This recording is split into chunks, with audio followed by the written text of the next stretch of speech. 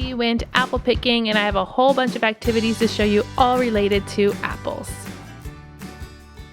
Hey you guys, it's Christina from the Purple Alphabet. We are talking all things apples. I had the pleasure of going apple picking with my children and have accumulated, oh my goodness, a surplus of apples. So we're gonna do some activities all regarding apples. The first one I have for you, very simple, is doing a size sort. So you'd place all your apples in a bowl or in a container and you would have them sort them by size. You could probably even do a gradient of sizes. So over here are my large, here are my small, or you can even set them up in a row and do size comparison from smallest to largest. Next is a weight comparison. I have used this little scale before. It's from Learning Resources, and it's a really great scale. I love this a lot. Which one weighs more? And you can compare the apples, take a guess before you put them into the containers and see which apple weighs more. So they can have fun trying different apples to see if they weigh similar, like this one's almost the same, or if they are heavier, which will knock that one down really quick. This is a lot of fun for kids to play with and experiment with. And you can also find other objects in the house and do an apple on one side and put the other objects over here to see what weighs similar to that one apple. A really fun home life activity is to use an apple cutter. So this you can get at any grocery store, Target, Walmart, what have you, and it will actually slice your apples for you. And normally you would just take a whole apple and place it on top and then push it down and it will cut it into slices for you. But a little tip would be to go ahead and cut your apple in half for your kids, and they can just take the apple cutter much easier and place it directly on and push down, and they'll feel so proud of themselves to cut this into chunks. If you've never tried one of these, I really do highly recommend it. And all the pieces just fall right down, and you can have a really healthy afternoon snack with the core staying right here in the center.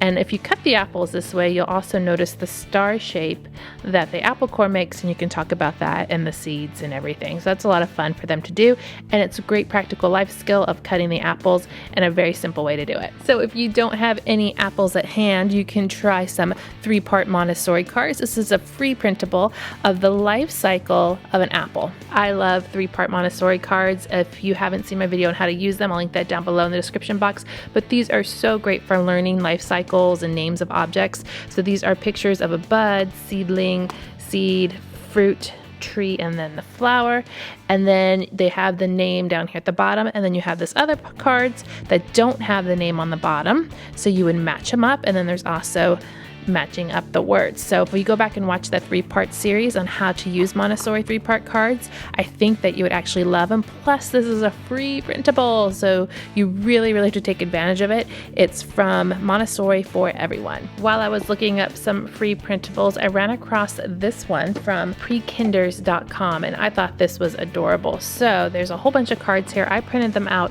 and laminated them, and they are same and different cards. So one picture on each card has something different about it. So you'd lay out all the cards or do one at a time, and you could place one of your little beads. You could also do a clothespin on the object that is different. So that one has the apple spilling out. This one is a different shape apple, and you do all the cards to find the different one. Great visual discrimination.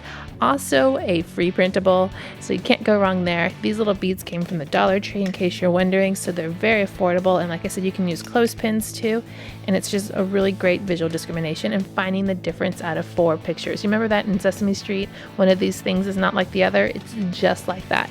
Really great exercise. A Little Pinch of Perfect had these really awesome parts of the apple book. So you would print it out on a piece of paper and cut them out, and you'd make them into a book with a stapler.